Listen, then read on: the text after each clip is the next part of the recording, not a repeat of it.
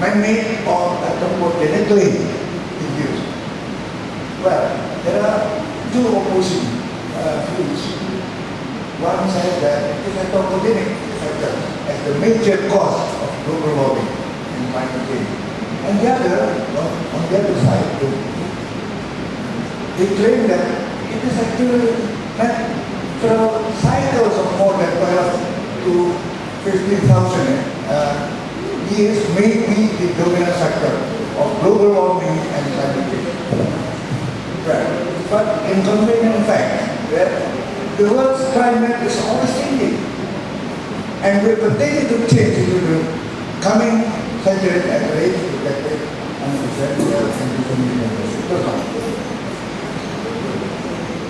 Okay.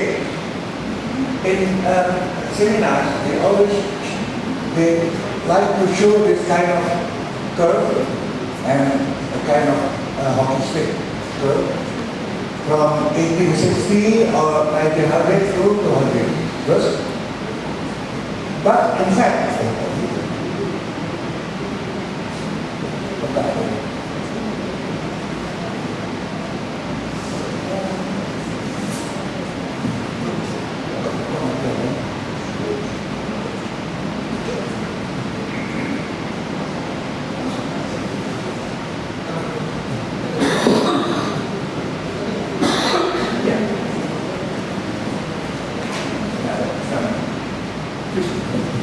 Sorry for the inconvenience, but I don't think that Bamak is involved in this method. And Rasmo will come with the new data.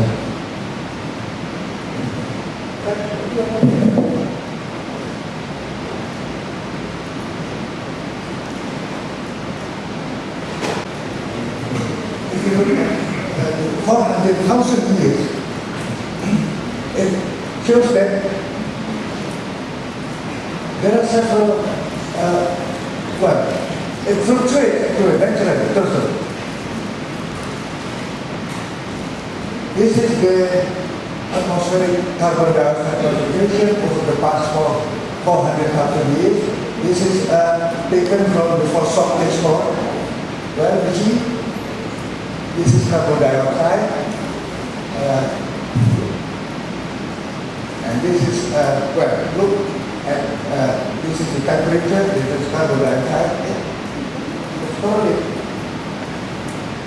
So one then asks whether it is carbon dioxide that caused the global warming or the increase of temperature caused the increase of carbon dioxide concentration. But actually not, because the cycle is actually from the cosmic rays.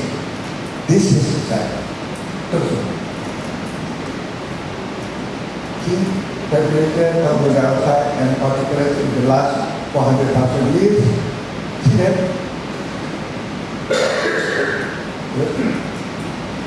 Well, noticing that the carbon dioxide levels and global temperature have a pretty good correlation, many assume that carbon dioxide was the culprit in causing global temperatures to rise. But on the contrary, many have other opinion, claiming that it was just the opposite. The rising global temperature caused increased the carbon dioxide level in the atmosphere. In radiochemistry, we know that carbon atoms can be cosmogenically produced through the interaction of nitrogen with cosmic rays from outer space, especially from the sun. Cosmic rays actually protons and neutrons, and these react further with oxygen and oxygen of ozone to form the carbon dioxide. Well, it's natural actually. Back to simple chemistry. If you look at the periodic table of the elements, the atomic mass of nitrogen is 14, carbon is 12, hydrogen is 1, and oxygen 16, which is based on the number and weight of protons and neutrons in the nucleus of atom 2. Right? Now, approximate molecular mass of gases.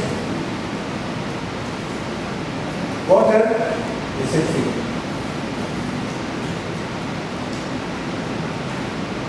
Right? Water is 18. Atomic mass. Nitrogen 14 and N2 38. Oxygen oxygen gas is 32. Methane 16. Carbon dioxide 44. Well, actually carbon dioxide is heavy gas. Heavier than the oxygen. If I climb up to 2,500 meters, Depok, you already have difficulty breathing. Why? Because the oxygen is not that thin. How on earth that carbon dioxide that is heavier than oxygen can reach up higher height? See? Yeah. CO2 is by far the heaviest of the major constituents, and the law of gravity applies to it as well. And also, it sinks to the ground, in fact, into the ground, and into the oceans as well, because carbon dioxide is very water soluble. 1 liter of water in 15 centigrade can dissolve 1.8 liter of carbon dioxide. Well, 70% of this earth is covered by water. Right? And also Indonesia, our archipelago, 70% of our area is water. Why worry about the carbon dioxide? Okay, good. This is what I like to do. Also, factors causing still controversial. Yeah. One shall not be trapped in the cocoon of believing or unbelieving in the controversial and still debated issue on the causes of man-made connectivity. Well, that doesn't be. This is called volcanic elements. That is elements produced by cosmic rays, which are protons and neutrons from outer space and also the sun. Nitrogen reacts with neutrons, producing carbon 12 plus tritium. But if the nitrogen interacts with neutron and protons, it produces carbon 14. Later, it's carbon plus oxygen from ozone, carbon dioxide, and the hydrogen with O atoms of ozone is water. But it's natural. Indonesia share as greenhouse gases emitter. Research and still needed to verify claims and statements by others that deforestation, peatland, degradation, and forest fire have put Indonesia among the top 3 largest emitters of greenhouse gases in the world. Yeah. That is true. Emissions resulting from deforestation and forest fire are 5 times used from non-forestry emissions. Emissions from energy and industrial sectors are relatively small but are growing very rapidly. That is what we say. Indonesia stands to experience significant losses with climate change. As an archipelago, Indonesia is very vulnerable to the impact of climate change. But the climate is always changing. If we see that 400,000 years, a cycle of 12 to 20,000 years. Indonesia is very vulnerable to the impact of climate change. Like prolonged drought, increased frequency in extreme weather events, heavy rainfall leading to floods, inundation of some parts of the country. Indonesia risks biodiversity is apparent. These may lead to harmful effects on agriculture, fishery and forestry, resulting in threats to food security and livelihood. Okay, this is what we say, emissions summary. See, Indonesia is here.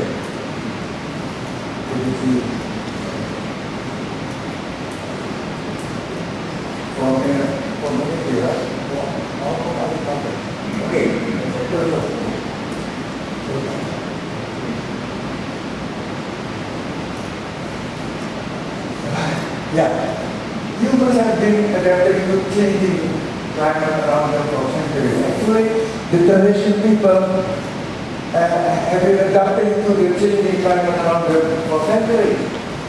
Worldwide local climate variability can influence people's behavior and decisions with consequences for their eco, social, and political and personal conditions and affecting their lives and livelihoods. The effects of climate change imply that global climate variability people have previously experienced have adapted to is changing and changing at relatively speed. This climate change in Indonesia already showing devastating impact of climate change. Already evident in Indonesia, and likely worsen due to further human-induced climate change, such as practicing monospecies agriculture, heavily depending on annual plants to produce staple food and many strategic agro-commodities. Any decision to face the effects of climate change in Indonesia or anywhere else should consider first, what is the typology of the ecosystem or environment of that location? Ecology of principle, you must not forget principle of ecology. And available technology which will appropriate if you have to not following the ecology principle, because there will be impact. You have available technology for the impact. And any decision, policy or suggestion related to adaptation, resilience, or to climate change should consider the following. First, environmentally, it should be sustainable. Economically, it should be profitable. Technologically, manageable, and socially acceptable. Well, the golden rule of the primitive races, do not resist nature. Yield to the command and accommodate. But first of all, this is already definition.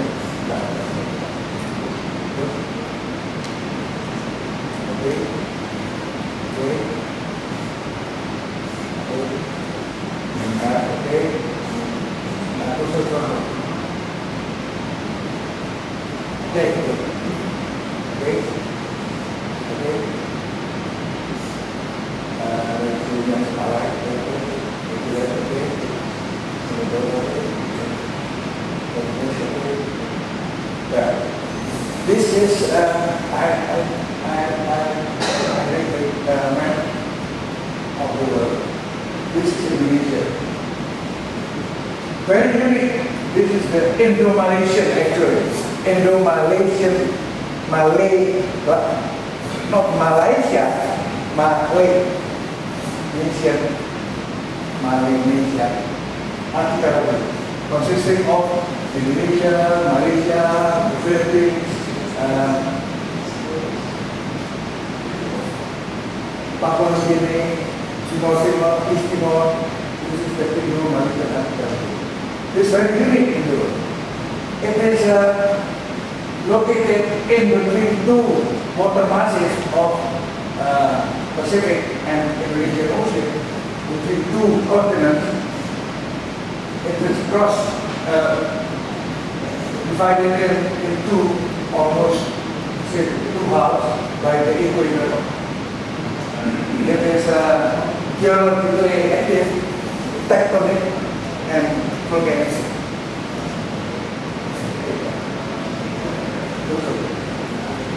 This is Indonesia and Indonesia. You see the green colored part. This is where there is no pronounced dry season in this region. Like in Kalimantan, in Borneo, we have 230 days of rain in 1 year. There is no pronounced dry season. So this heavy rains will reach plant nutrients from the soil. If this already happens for 500,000 or 1 million years, well, of course, the soil will not be fertile because it's already washed, bleached by water, rainwater. So this is actually is unfertile if you deforest. Why? Because beneath the forest floor, we have humus, we have organic matter, which works to keep, to absorb the plant nutrient so that it will not be washed away by rain. Therefore,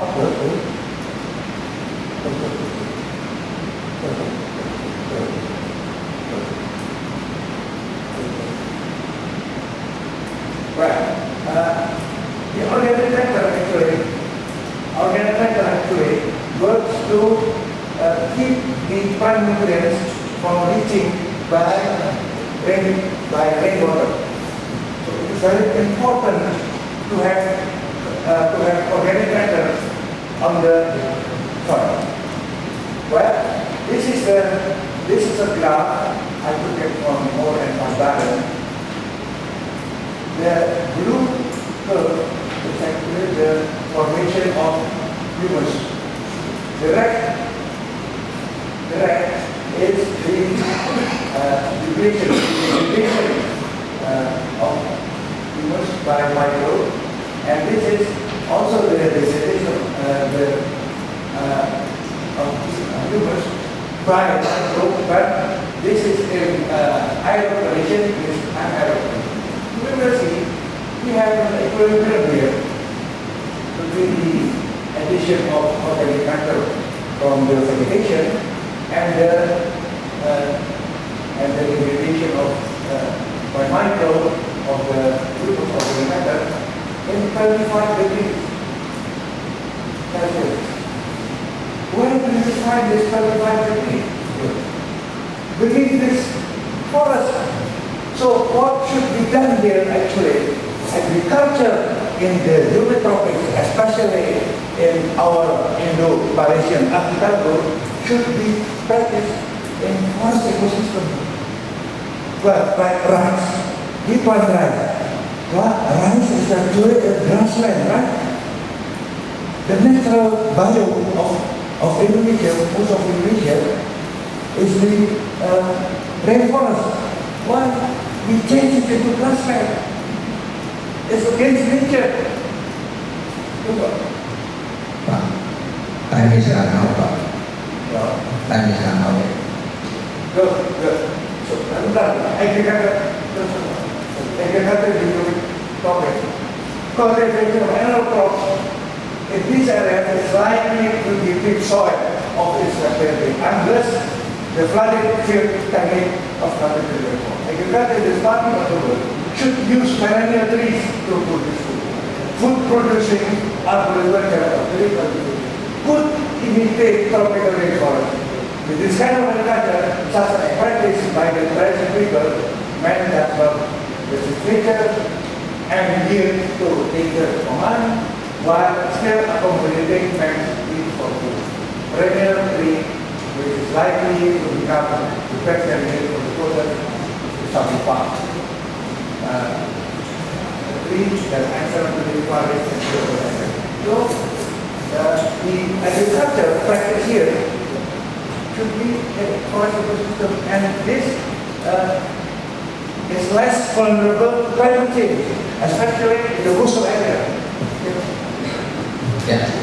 Thank you very much, Pak Hasroel Thayib.